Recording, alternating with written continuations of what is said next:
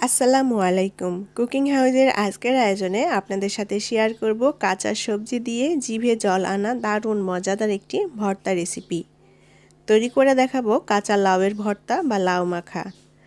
আর এই কাঁচা লাউ ভর্তা একবার যে খাবে সে বারবারই খেতে চাইবে। বানানোর পর কাউকে যদি না বলা হয় এটা কিসের ভর্তা সে কখনোই বুঝতে পারবে না। খুবই টেস্টি একটি সবজি মাখা বা সবজি ভর্তার রেসিপি। তাহলে চলুন দেখে নেই কীভাবে কাঁচা লাউয়ের ভর্তা তৈরি করি।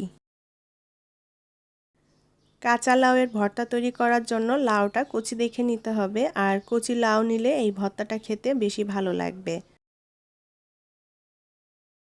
এখানে অর্ধেকটা পরিমাণ লাউ আছে, আমি এখান থেকে সামান্য পরিমাণ কেটে নেব। ভর্তার পরিমাণটা আমি খুব বেশি বানাবো না, অল্প করে বানাবো, সেই আন্দাজ মতো করেই লাউটা কেটে নেব।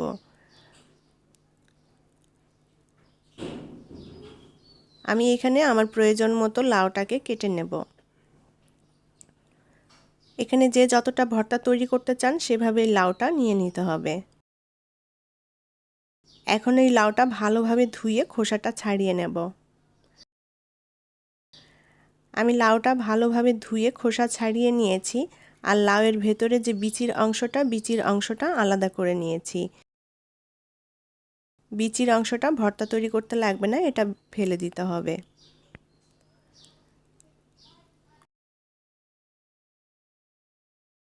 এখন একটা গ্রেটার দিয়ে আমি লাউটা কুচি করে নেব। আপনারা চাইলে বটি দিয়েও কেটে নিতে পারেন, যার যেটাতে সুবিধা সেভাবেই নিতে হবে। তবে আমার কাছে লাউটা গ্রেটার দিয়ে এইভাবে বেশি কুচি কুচি করে নিলে এই ভর্তাটা খেতে ভালো লাগে। লাউটা আমি গ্রেট করে নিয়েছি।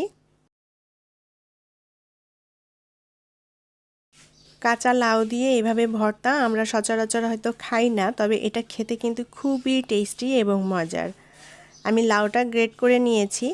এখন এই লাউয়ের ভেতর থেকে পানিটা একটু ফেলে দেব, কারণ এটা মাখানোর সময় অনেক বেশি পানি পানি হয়ে যাবে, যার জন্য আমি লাউয়ের পানিটা হালকা করে চিপে ফেলে দেব। তবে পানি একেবারে ফেলে দেব না, একটু ভেজা ভেজা থাকবে। বাড়তি যে পানিটা একটু ফেলে দেব, এতে করে ভর্তাটা খেতে ভালো লাগবে। তবে কেউ যদি পানি সহ রাখতে চান রাখতে পারেন। লাউয়ের পানিটা ফেলে দিয়ে আমি একটু ঝরঝরে মতো করে নিয়েছি। এখন ভর্তাটা তৈরি করে নেব। আর ভর্তা তৈরি করার জন্য আমি এখানে নিয়েছি তেঁতুল। তেঁতুলটা পরিমাণ মতো দিয়ে দিবেন, যে যতটা ভর্তা তৈরি করতে চান। আর দিয়ে দেব টালা শুকনা মরিচ। শুকনা মরিচটাও যার যার টেস্ট অনুযায়ী অ্যাড করে দিতে হবে। চাইলে এখানে কাঁচামরিচও অ্যাড করতে পারেন, আমি কাঁচামরিচ এখানে দিচ্ছি না। আর দিয়ে দেব সামান্য পরিমাণ ধনিয়া পাতা কুচি। ধনিয়া পাতাটা মিহি কুচি করে নিয়েছি। পুদিনা পাতাও অ্যাড করতে পারেন। আর দিয়ে দেব পরিমাণ মতো লবণ। এবার দিয়ে দেব বিট লবণ। আর দিয়ে দেব হাফ টেবিল চামচ পরিমাণ চিনি। কিছুটা সরিষার তেল দিয়ে দেব। আর এখানে যে উপকরণগুলো দিলাম সব কিছুই পরিমাণ মতো দিতে হবে, যে যতটা এই লাউয়ের ভর্তা তৈরি করতে চান। এখন তেঁতুলটা একটু চটকে নেব। আর লাউয়ের ভর্তাটা তৈরি করতে এখানে কিন্তু তেঁতুলের টকটাই দিতে হবে। তেঁতুলের টক দিলে খেতে ভালো লাগবে, লেবুর রসটা দিলে অতটা ভালো লাগবে না। তেঁতুলটা ভালোভাবে চটকে এখন মশলার সাথে মিশিয়ে নিয়ে লাউয়ের সাথে ভালোভাবে মেখে নেব। লাউয়ের সাথে খুব ভালোভাবে চটকে একটু মেখে নিলে লাউয়ের ভর্তাটা তৈরি হয়ে যাবে। টক ঝাল মিষ্টি এই লাউয়ের ভর্তাটা খেতে এতটাই মজার যে একবার খাবে সে বারবারই খেতে চাইবে।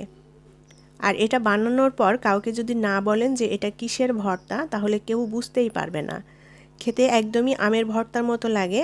আমি যখন প্রথমে এই ভর্তাটা বানাই তখন মনে মনে ভাবছিলাম যে কেমন হবে খেতে, জানি না, কারণ আমি কখনো এই ভর্তাটা খাইনি। তবে বানানোর পর খেয়ে দেখি আসলে অনেক মজার এবং ইয়াম্মি। আর এটা খেতে একদমই আমের ভর্তার মতো লাগে, বোঝাই যায় না যে এটা কাঁচা লাউ দিয়ে বা কাঁচা সবজি দিয়ে তৈরি করা।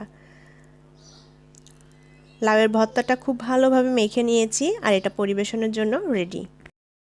বাসায় অন্ততপক্ষে একবার হলেও এই লাউয়ের ভর্তাটা তৈরি করে দেখবেন, আমার বিশ্বাস সবার কাছে ভীষণ ভালো লাগবে। আশা করি আমার আজকের রেসিপি আপনাদের ভালো লেগেছে। আর যদি ভালো লেগে থাকে তাহলে প্লিজ ভিডিওটি শেয়ার করবেন এবং লাইক কমেন্ট করে জানাবেন আপনাদের মতামত। আর এরকমই সব মজার এবং নিত্য নতুন রেসিপি পেতে চ্যানেলটি সাবস্ক্রাইব করে সাথেই থাকবেন। ভালো থাকবেন সবাই। পরবর্তী রেসিপি নিয়ে আবারও হাজির হয়ে যাব। আল্লাহ হাফেজ।